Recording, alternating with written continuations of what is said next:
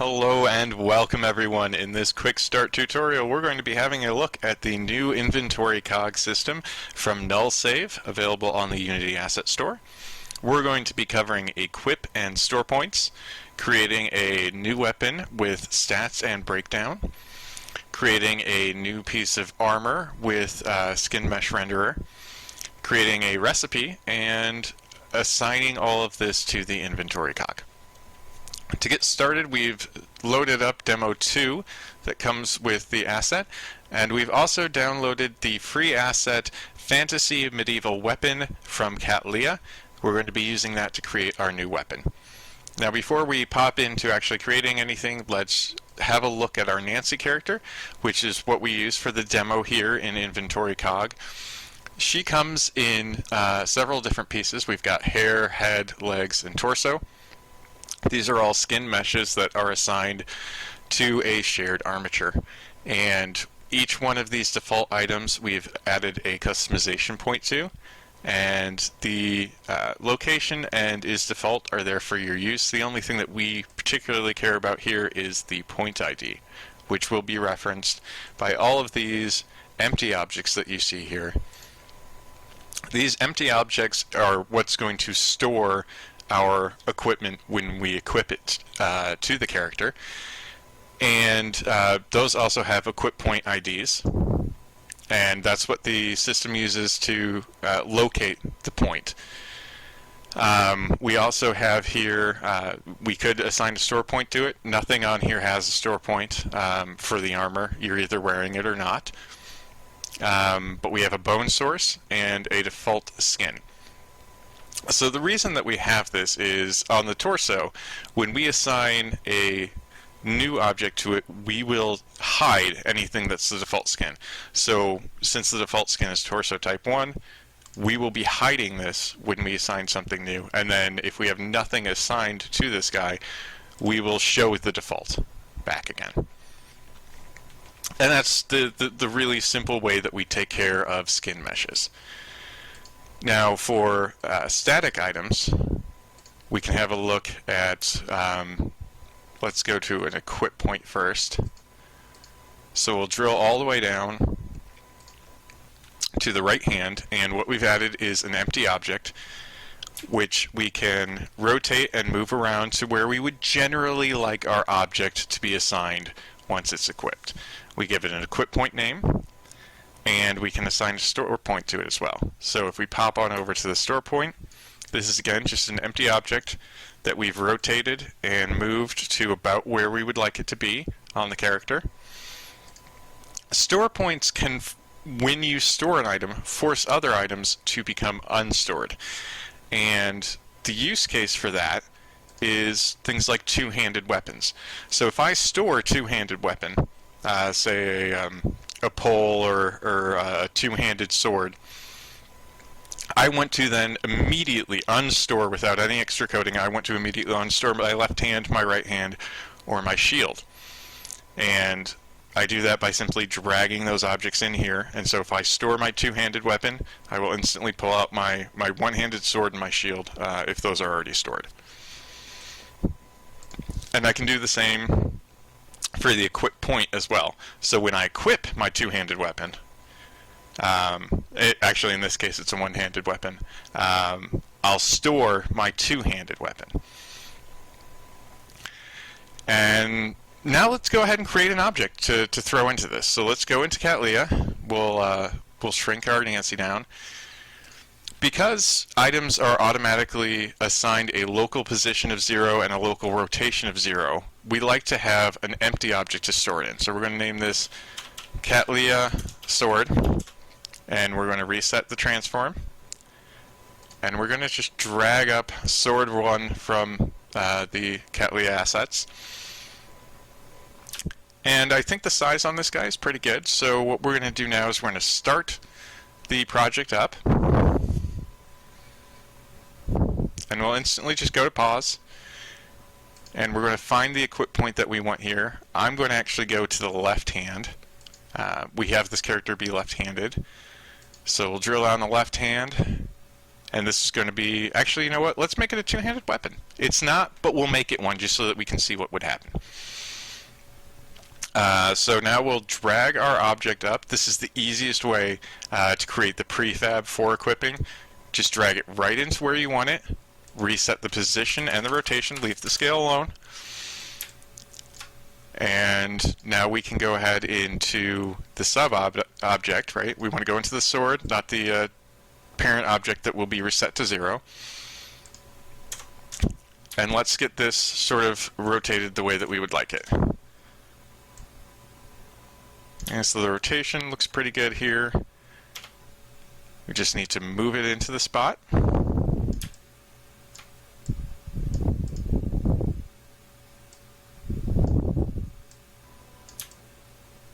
I think that looks generally pretty good. Let's unpause and have a quick look. You can see it's moving around with her.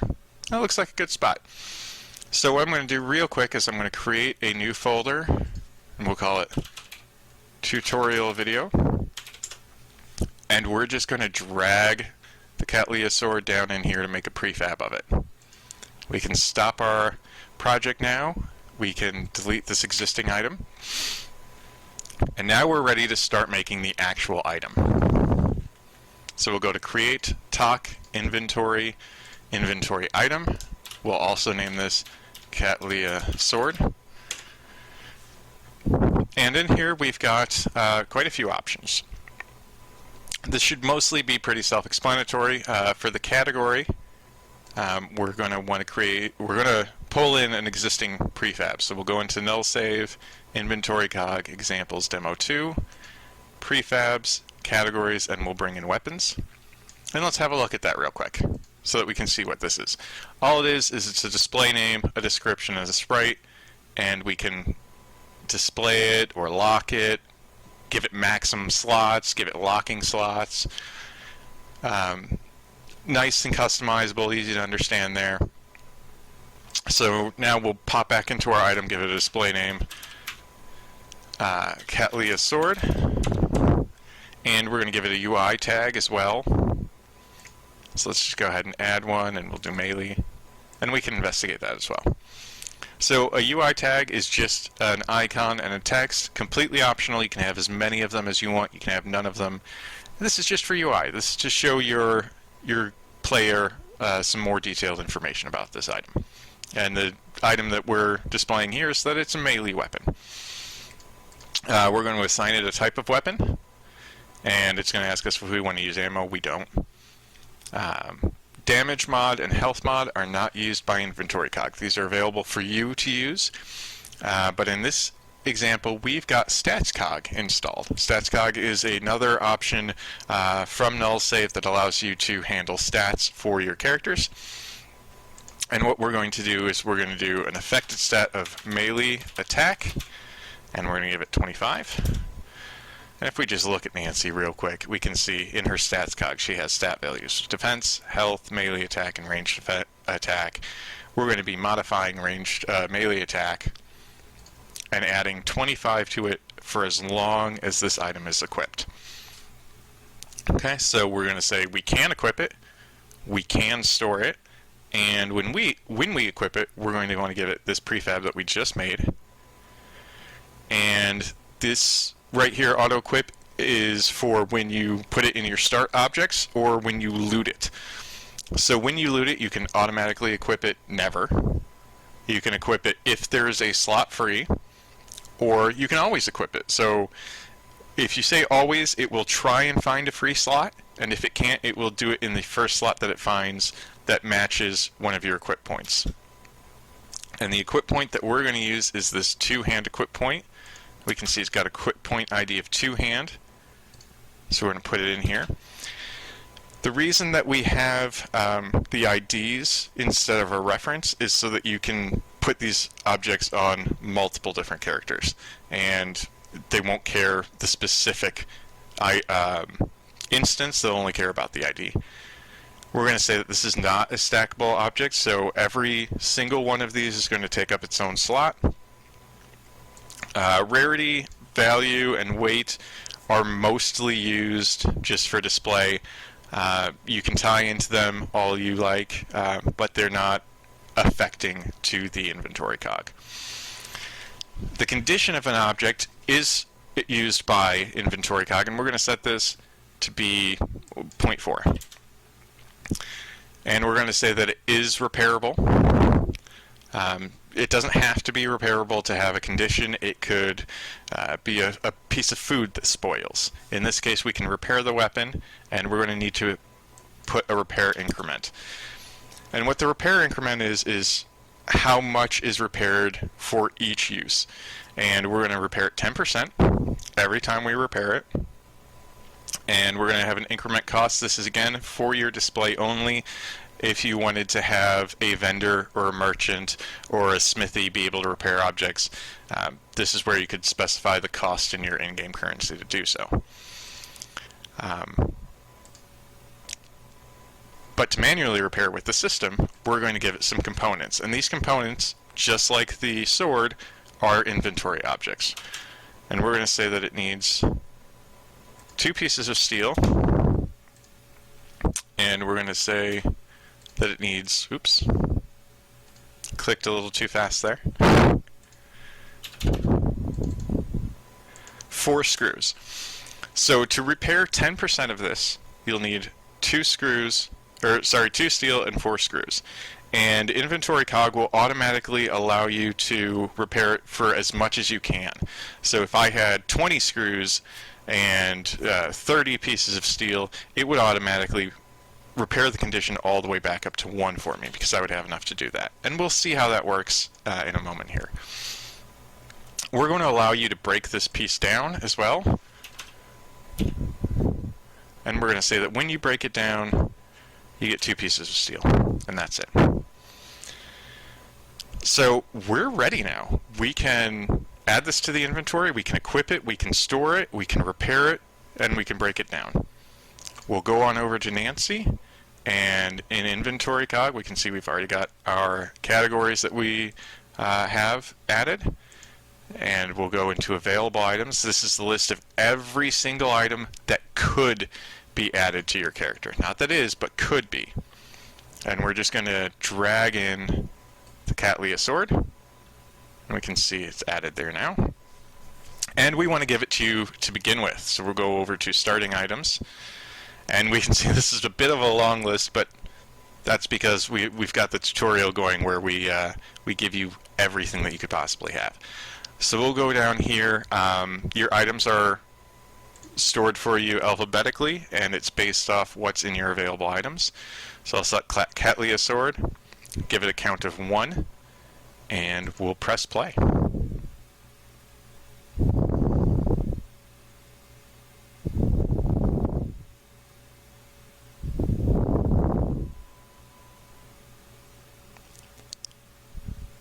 Alright, so let's have a look at our inventory here.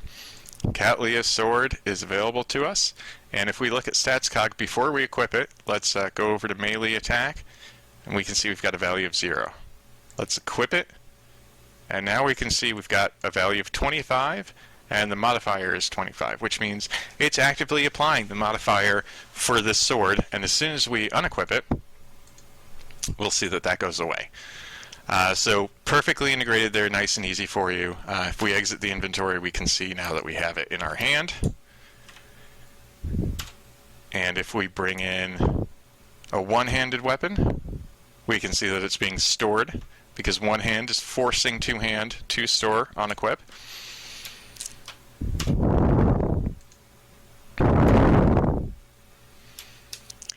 And let's have a look at repairing this object real quick. So if we go in and select weapons, we can see Catlia's sword here, and we can see that it wants 12 steel and 24 screws, which we look back 2 and 4 each. It's giving 12 and 24 because we have enough for it, and it automatically wants to repair as much as we can.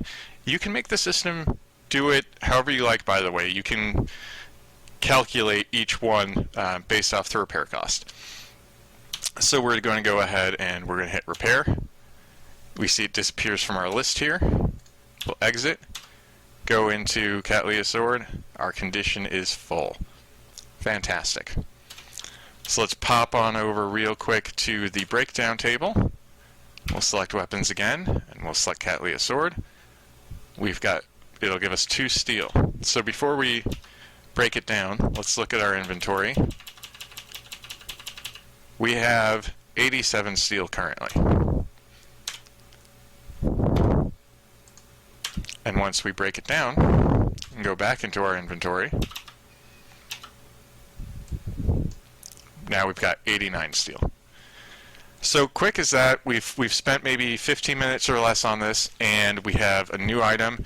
We can repair it, we can destroy it, we can equip it, we can store it. Not too bad.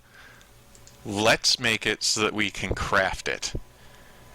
Now in this tutorial, in this demo, our crafting station only allows for food or drink, so we're just going to give it a category of drink, because again, the system doesn't care. So we'll create a new recipe. We'll call it Cattleya Sword Recipe, and we'll go ahead and give it this generic icon, and we'll say its display name is Cattleya Sword. We'll give it a category of food. The recipe we'll say is unlocked.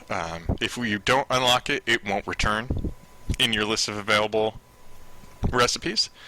And what do we want to say that it takes to create this? Let's say it takes 4 steel and 8 screws. And let's throw in 1 leather there as well. So in order to create this, we'll need all of these items in our inventory, and the result will be a Cattleya Sword. And we will make 1 for each time we create this. And the condition, rarity, and value can either be left unmodified, so that it will be the original to this inventory item, or if you're going a little fancier, you can change it based on your components. So you could say it's the average of your components, or it's the lowest component used, or it's the highest component used. In this case, we'll just leave everything unmodified, and we'll add this recipe to our Inventory Cog. So we'll just go to Inventory Cog and switch over to Crafting, and we're going to drag in this new recipe here and hit play.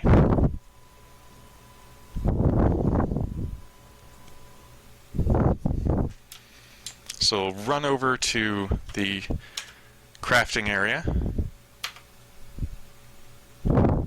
and actually we need to restart this. I left an empty item in here from a previous recording, which does not make the system happy. Don't put null items into your recipes. Okay, so now that we've restarted, we'll cook, and I think we called it food, right? There we go. So it wants 4, 8, and 1, and if we hit craft, we've got it set up so that we can determine how many we need, or how many we can make. And this is a simple call to the Inventory Cog to ask it how many of this item I can make. You just pass it in a recipe and it will return you an integer. I'm going to make 6 of these. I'll hit craft here, and I'll exit out. Oops. Exit out and go into the inventory, and now we can see that we have 1, 2, 3, 4, 5, 6, and our original item for 7.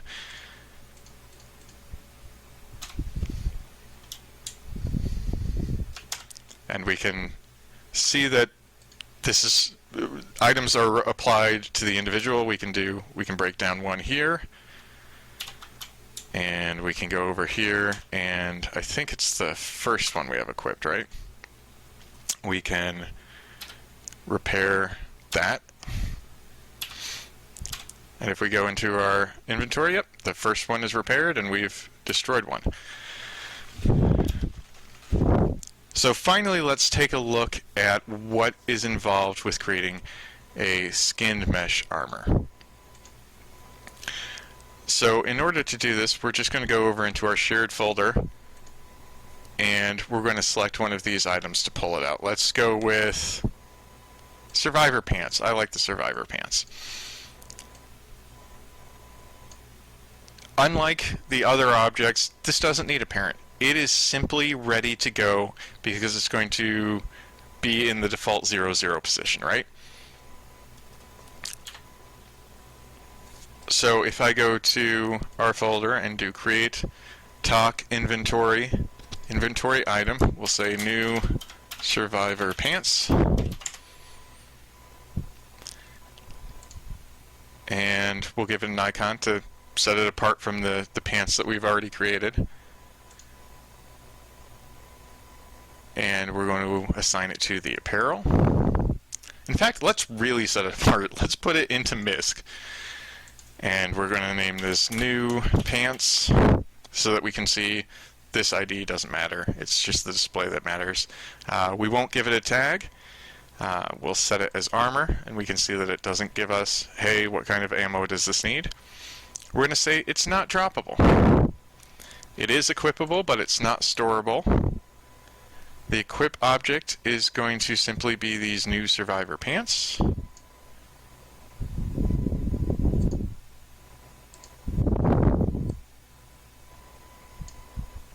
Oh, it doesn't like it because it's not a real game object. All right. Oh, I'm sorry. I was trying to pull in my mistake there. I was trying to pull in the inventory item and not the game object. So we'll pop in here and do survivor pants. Auto equip always. And we need to give it the equip point ID, which in this case is legs skinned. Not going to be stackable. We're not going to worry about any of that. We can't repair it. We can't break it down. That's it. So we're just going to... Actually, you know what? Let's give it a defense too, just for fun. We're almost at the end anyway, right?